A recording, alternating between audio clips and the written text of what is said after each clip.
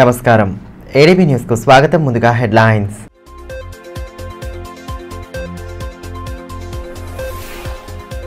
గ్రంథాలయంలో నెలకొన్న సమస్యల పరిష్కారంపై ప్రత్యేక దృష్టి.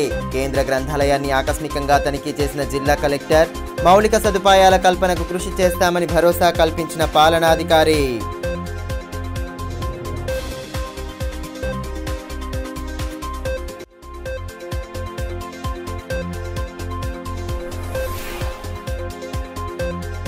కన్నుల పండుగగా గోకులాష్టమి వేడుకలు. శాస్త్రోక్తంగా సాగిన రాధాకృష్ణుల కళ్యాణ మహోత్సవం.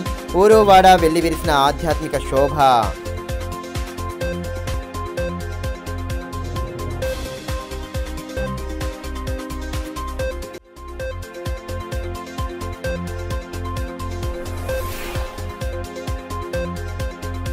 చేపల వేటకు వెళ్లి 3 యువకుల మృతి. కొచ్చెర చెరువులో గల్లంతైన 3 అన్నదమ్ములు. బాధిత కుటుంబంలో తీరని విషాదం.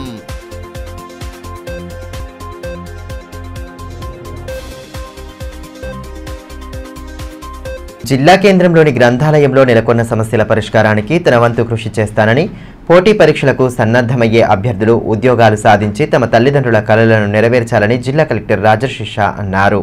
పట్టణంలోని కేంద్ర గ్రంథాలయాన్ని ఆయన మంగళవారం ఆకస్మికంగా సందర్శించారు. గ్రంథాలయంలోని అన్ని విభాగాలను పరిశీలించి అధికారులకు పలు సూచనలు చేశారు. పోటీ పరీక్షలకు సన్నద్ధమవుతున్న అభ్యర్థులతో మాట్లాడారు. అందరినీ ఆప్యాయంగా పలకరించారు. వారికి ఎదురవుతున్న సమస్యలపై ఆరా తీశారు. ఈ సందర్భంగా అనేక సమస్యలను అభ్యర్థులు ఆయన దృష్టికి తీసుకెళ్లగా సానుకూలంగా స్పందించారు. గ్రంథాలయంలో అవసరమైన మరమ్మతులు చేపట్టడంతో పాటు మౌలిక సదుపాయాల కల్పనకు కృషి చేస్తామని తెలిపారు. అవసరమైన పుస్తకాలు అందుబాటులో ఉంచే విధంగా చర్యలు తీసుకుంటామని భరోసా కల్పించారు.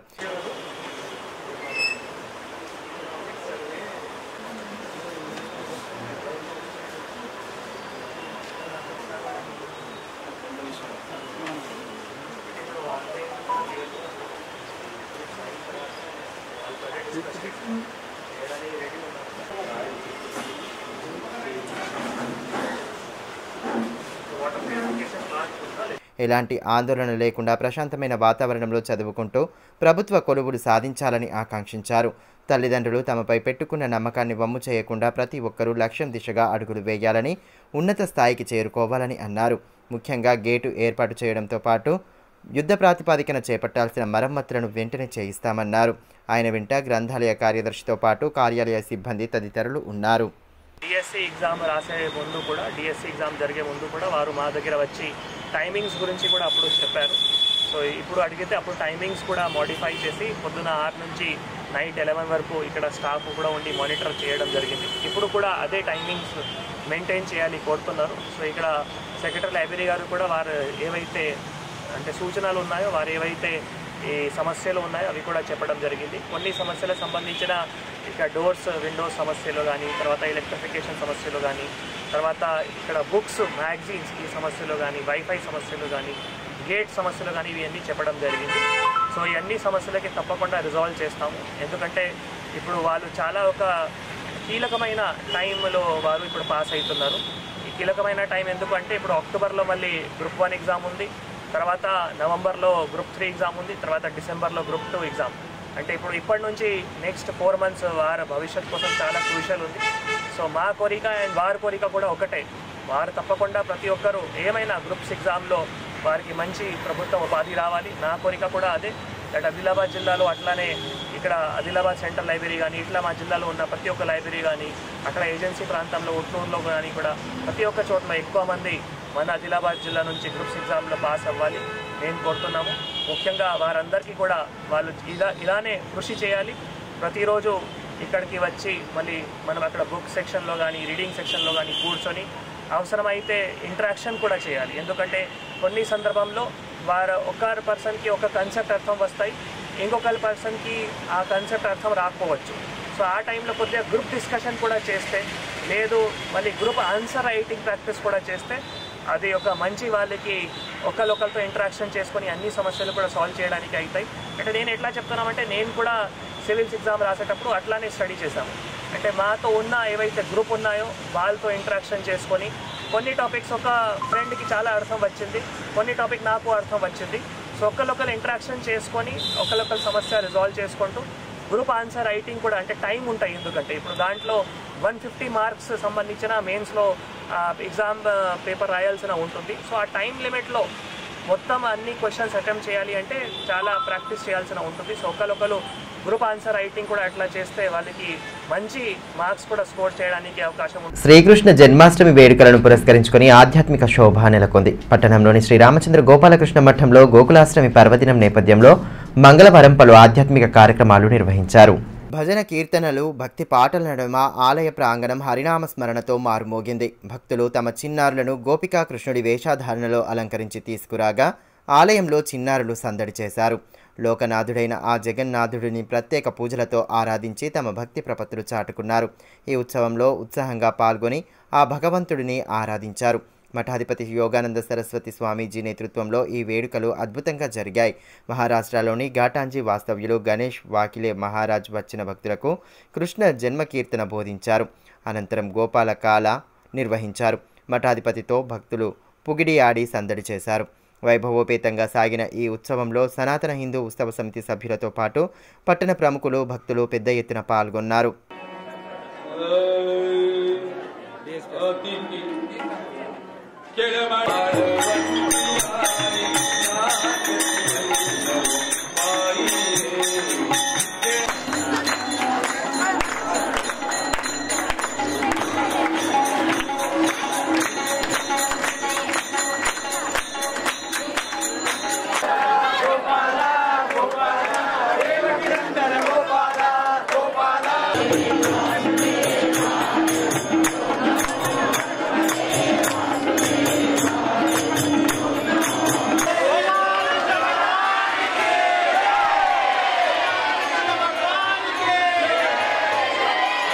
ఈ కార్యక్రమానికి జిల్లా ఎస్పీ గౌసాలం ముఖ్య అతిథిగా హాజరై వేడుకల్లో పాలు పంచుకొని మత సామరస్యాన్ని చాటి చెప్పారు. చిన్ని కృష్ణుడి ఊయలను ఊపి సందడి చేశారు. ఈ సందర్భంగా ఎస్పీని సాదరంగా ఆహ్వానించి శాలువాతో సత్కరించారు. అనంతరం వచ్చిన భక్తులకు ప్రసాదం అందచేసి మహా అన్నదానం ఏర్పాటు చేశారు. ఇప్పుడు ఆన్ దిస్ ఆస్పిషియస్ డే అందరికీ కృష్ణ జన్మాష్టమికి చాలా శుభాకాంక్షలు. ఆదిలాబాద్ జిల్లాలో ఆదిలాబాద్ టౌన్లో చాలా గ్రాండ్ మ్యానర్లో సెలబ్రేషన్ జరుగుతుంది. నిన్న కూడా మంచి ప్రోగ్రామ్ అయింది. అండ్ ఈరోజు కూడా గోపాలకృష్ణ మఠ్లో మంచి ఇప్పుడు పూజ జరిగింది. And I'm very happy to participate in this. And this auspicious day అందరికీ తెలుసు, it marks the birth of lord Krishna. Lord Krishna teachings and values enshrined in Bhagavad Gita అందరికీ తెలుసు. ఈ రోజు on this day also, in this time also, it is equally applicable. Living life of integrity and values చాలా important.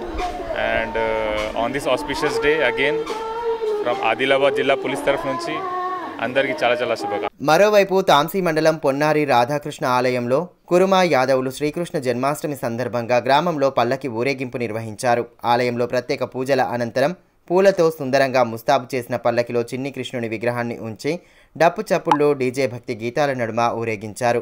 మహిళలు మంగళ హారతులతో ముందు నడువగా గ్రామంలో పల్లకిని ఊరేగించారు. గోవింద గోపాల అంటూ భక్తిభావం చాటారు. ఈ కార్యక్రమంలో సత్యనారాయణ, ఆనంద్, లక్ష్మణ్, రవి, అశోక్, లక్ష్మీపతి, రాజేశ్వర్, నారాయణ, తిరుపతి, రాజన్న తదితరులు పాల్గొన్నారు.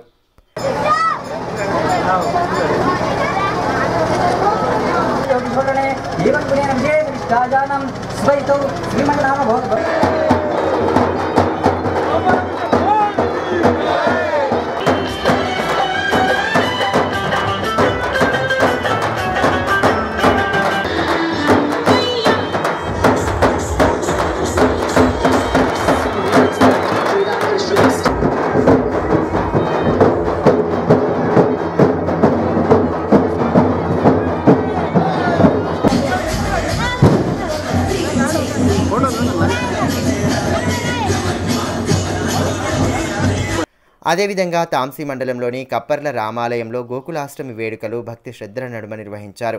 కృష్ణాష్టమిని పురస్కరించుకొని ఆలయ పూజారి విశాల్చే భాగవత పారాయణం గావించారు. గోవర్ధనగిరి పూజ నిర్వహించారు. అర్ధరాత్రి వరకు సాగిన వేడుకలు ఉట్టికొట్టే కార్యక్రమం ప్రసాద వితరణతో ముగిసింది.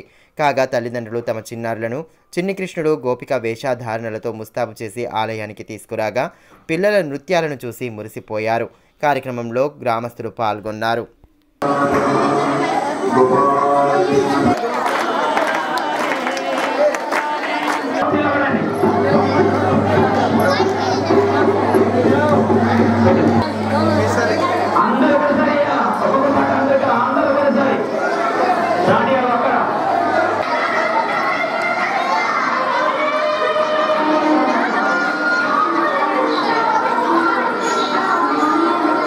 అటు తలమడుగు మండలం సుంకిడి గ్రామంలో గల శ్రీకృష్ణ ఆలయంలో కృష్ణాష్టమిని పురస్కరించుకొని రాధాకృష్ణుల కళ్యాణాన్ని ఘనంగా నిర్వహించారు. ఆలయంలో ప్రత్యేక పూజలు, హోమాది క్రతువులను భక్తి ప్రపత్తుల నడుమ చేపట్టారు. ఆలయాన్ని మాజీ జెడ్పీటీసీ గోక గణేష్ రెడ్డి దర్శించుకొని ప్రత్యేక పూజలు జరిపారు. అనంతరం భక్తులకు మహా అన్నదానం ఏర్పాటు చేశారు.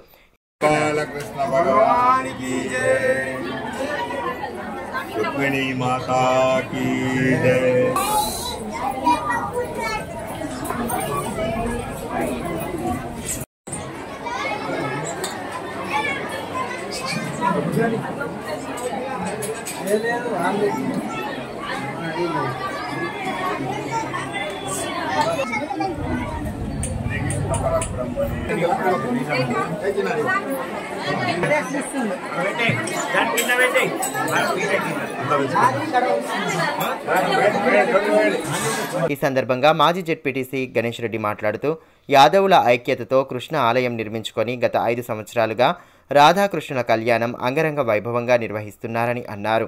ప్రభుత్వం తరపున ఆలయానికి తమ వంతు సహాయ సహకారాలు అందజేస్తామని హామీ ఇచ్చారు.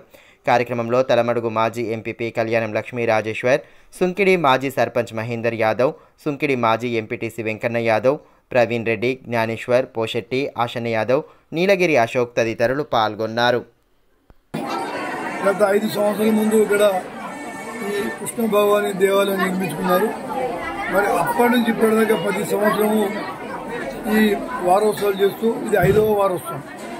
గ్రామస్తుల ఐక్యత, యాదవ సంఘం ఐక్యత, ఎందుకంటే ఇక ఐక్యత ఉంటేనే ఇటువంటి కార్యక్రమాలు సంతోషంగా చేసుకోవడం జరుగుతుంది. మరి మేము ప్రతి సంవత్సరం వస్తాము, మేము కానీ మా ఎంపీ గారు కానీ.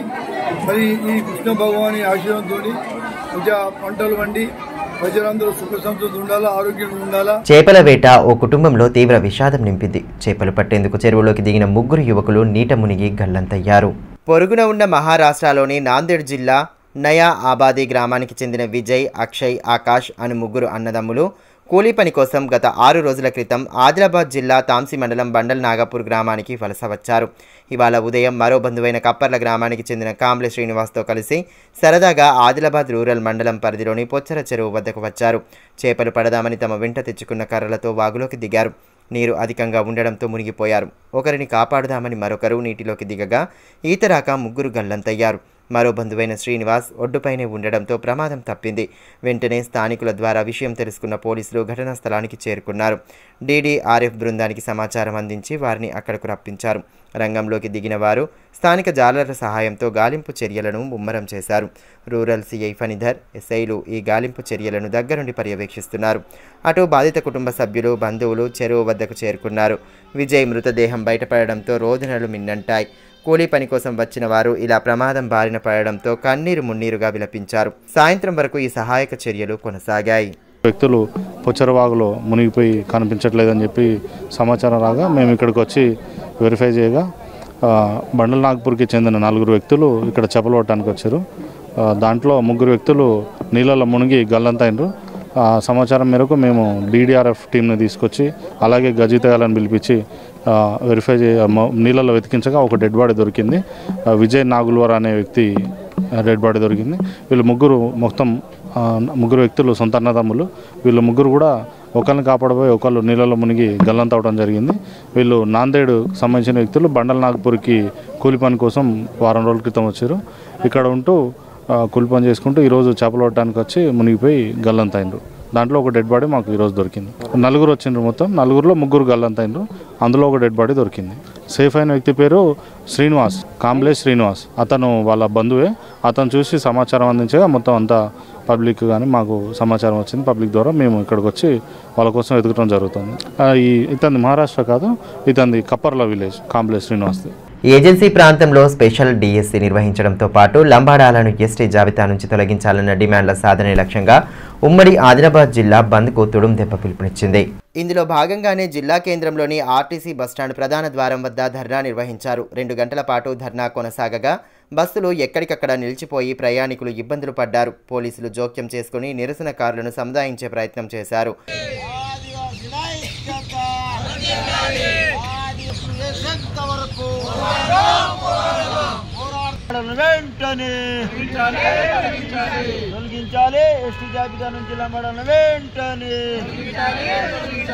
ఈ సందర్భంగా తుడుం దెబ్బ జిల్లా అధ్యక్షులు గణేష్ మాట్లాడుతూ ఏజెన్సీ ప్రాంతాల్లో చదువుతున్న యువతీ యువకులు ఉద్యోగాలు లేక కూలీ పని చేసుకుని బతుకీడదీస్తున్నారని ఆవేదన వ్యక్తం చేశారు. రాష్ట్ర ప్రభుత్వం వెంటనే ఏజెన్సీ డిఎస్సిని నిర్వహించి నిరుద్యోగులను ఆదుకోవాలని కోరారు. దశాబ్దాల కాలం నుండి పోడు భూముల సమస్య ఉందని, అర్హులైన ప్రతి గిరిజన రైతుకు పట్టా ఇవ్వాలని డిమాండ్ చేశారు. ప్రధానంగా ఎస్టీ జాబితా నుండి లంబాడాలను తొలగించాలని చెప్పేసి జీవో నంబర్ 3ను యథావిధిగా కొనసాగించాలి. అదేవిధంగా ఆదివాసులు సాగు చేసుకుంటున్నటువంటి పోడు భూములకు పట్టాలిచ్చి గిరివి పథకంగా బోర్బావులు మంజూరు చేయాలని చెప్పేసి ఐటీడీఏ పరిధిలో ఉన్నటువంటి బ్యాక్లాగ్ పోస్టులను భర్తీ చేయాలని చెప్పేసి ఆదివాసీలను ఆదుకోవాలని చెప్పేసి ఇవాళ తెలంగాణ ఏజెన్సీకి బంధు పిలుపునివ్వడం జరిగింది. కాబట్టి తెలంగాణ రాష్ట్ర ప్రభుత్వం వెంటనే స్పందించి మా యొక్క సమస్యలను సానుకూలంగా పరిష్కారం చేయాలని చెప్పేసి ఆదివాసీ హక్కుల పోరాట సమితి తుడుం దెబ్బ రాష్ట్ర కమిటీ తరఫున మేము తెలంగాణ రాష్ట్ర ప్రభుత్వానికి డిమాండ్ చేస్తున్నాం. ఒకవేళ మా యొక్క సమస్యలను పరిష్కరించకపోతే మరో పద్దలగడి పోరాటాలకు కూడా మా యొక్క ఆదివాసులందరూ కూడా సిద్ధం కాబోతున్నారు. కొమరం భీము, బిర్సా ముండా, రామ్జీగోండు, మల్లుదొర, గంటుదొర, సమ్మక్క సారకర్ల వారసత్వాన్ని పురస్కరించుకుని వల్ల ఆదివాసీలు పోరాడుతూ వస్తున్నారు. అనేక సందర్భాల్లో అనేక సంవత్సరాలుగా ఇవాళ భారత రాజ్యాంగం చదవండి, ఆదివాసీ హక్కులను కాపాడండి అని ఇవాళ పోరాడినప్పటికీ కూడా ఇవాళ మా సమస్యను పరిష్కరించడంలో కేంద్ర రాష్ట్ర ప్రభుత్వాలు పూర్తిగా విఫలమైనాయి. కాబట్టి ఇవాళ తెలంగాణ ఏజెన్సీ బంద్కు పిలుపునివ్వడం జరిగింది. ఇప్పటికైనా కేంద్ర రాష్ట్ర ప్రభుత్వాలు వెంటనే స్పందించి ఆదివాసీల సమస్యలను పరిష్కరించాలని చెప్పేసి ఆదివాసీ హక్కుల పోరాట సమితి తుడుం దెబ్బ తరఫున మేము డిమాండ్ చేస్తున్నాం. ఇదిలా ఉంటే తుడుం దెబ్బ తలపెట్టిన ఏజెన్సీ బంద్లో భాగంగా తలమడుగు మండలం తుడుం దెబ్బ సమితి ఆధ్వర్యంలో మండల కేంద్రంలో తెరిచిన దుకాణాలు, బ్యాంకులు, ప్రభుత్వ కార్యాలయాలను మూసివేసి నిరసన తెలిపారు. ఈ సందర్భంగా ఆదివాసీ హక్కుల పోరాట సమితి డివిజన్ కార్యదర్శి కొమ్ర జ్ఞానేశ్వర్ మాట్లాడుతూ ఏజెన్సీ ప్రాంతాలలో ఐటీడీఏ ద్వారా డిఎస్సి నిర్వహించాలని, 1/70 చట్టాన్ని పకడ్బందీగా అమలు చేయాలని డిమాండ్ చేశారు. 40% గిరిజనులు, ఆదివాసీలు ఉన్న గ్రామాలను ఏజెన్సీ ప్రాంతాలుగా గుర్తిస్తూ ప్రత్యేక డిఎస్సిలో అవకాశం కల్పించాలన్నారు. ఆదివాసీలు సాగు చేస్తున్న పోడు భూములకు గిరి వికాసం ద్వారా బోరుబావులు మంజూరు చేయాలన్నారు. ఈ కార్యక్రమంలో తలమడుగు తుడుం దెబ్బ సమితి అధ్యక్షులు జంగాల పోచమ్మ, వర్కింగ్ ప్రెసిడెంట్ భుజంగరావు, కోశాధికారి నీలగిరి అశోక్, తుడుం దెబ్బ సమితి సభ్యులు తదితరులు పాల్గొన్నారు.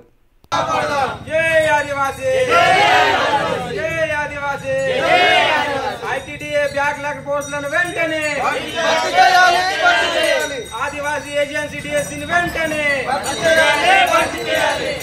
ఆదివాసీ हम सब एक है हम सब एक है हम सब एक है जय आदिवासी जय आदिवासी ఆదివాసీ ఏజెన్సీ డిఎస్సీని వెంటనే రోజు ఏదైతే ఉట్నూరు గుస్సాడి గుట్ట వద్ద గోండవాన రా సెంటర్ ఆధ్వర్యంలో, అలాగే జిల్లా తుడుం దెబ్బ కమిటీ ఆధ్వర్యంలో ఏదైతే ఏజెన్సీ ఆదివాసీల కోసము ప్రత్యేక ఏజెన్సీ డిఎస్సి నిర్వహించాలని ఈరోజు 27 తేదీన ఈరోజు మంగళవారం రోజున బంధు పిలుపుకు ఇవ్వడం జరిగింది.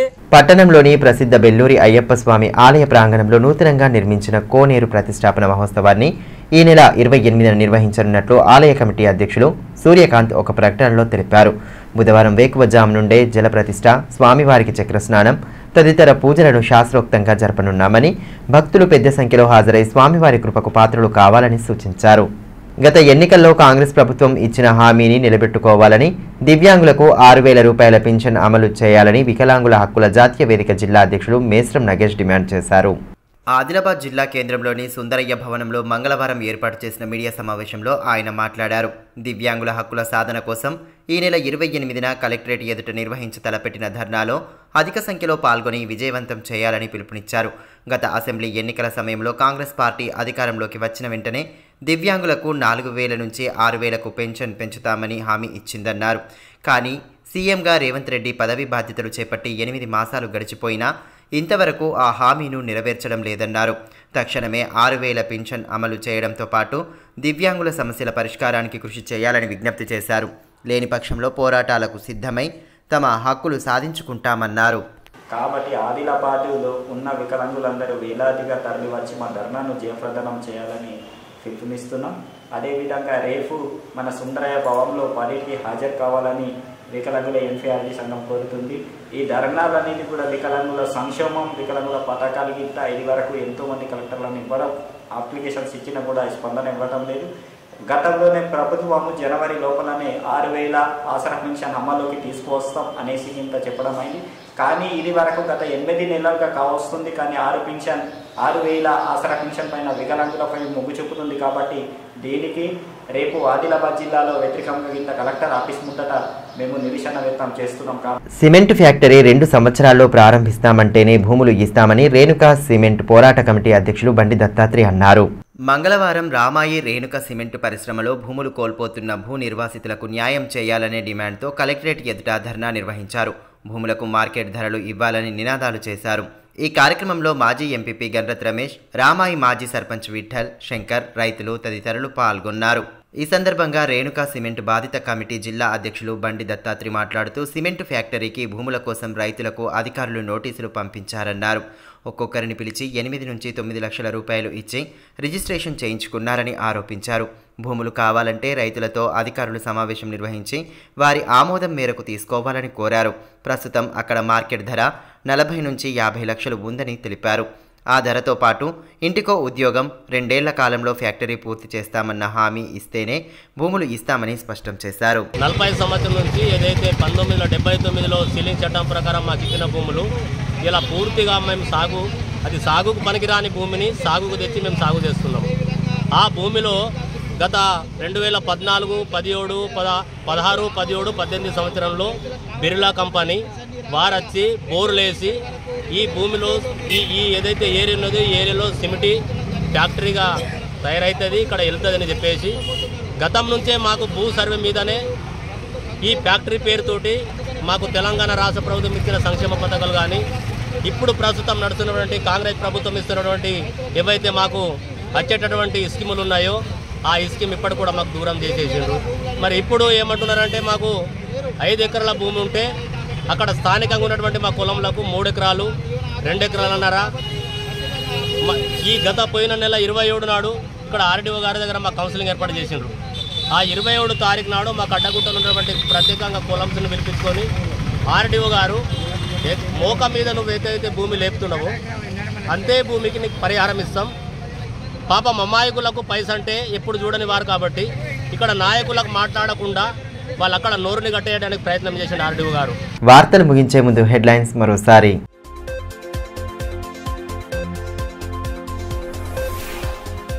గ్రంథాలయంలో నెలకొన్న సమస్యల పరిష్కారంపై ప్రత్యేక దృష్టి. కేంద్ర గ్రంథాలయాన్ని ఆకస్మికంగా తనిఖీ చేసిన జిల్లా కలెక్టర్. మౌలిక సదుపాయాల కల్పనకు కృషి చేస్తామని భరోసా కల్పించిన పాలనాధికారి.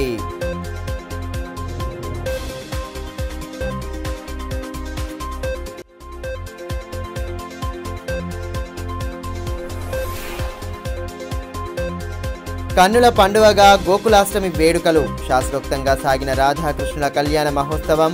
ఊరువాడ వెల్లివిరిసిన ఆధ్యాత్మిక శోభ.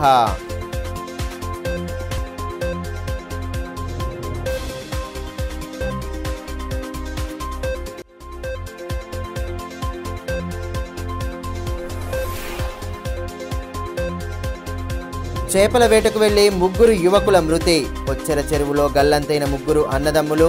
బాధిత కుటుంబంలో తీరని విషాదం.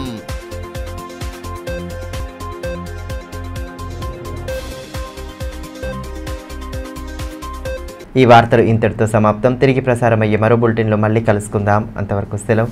నమస్కారం.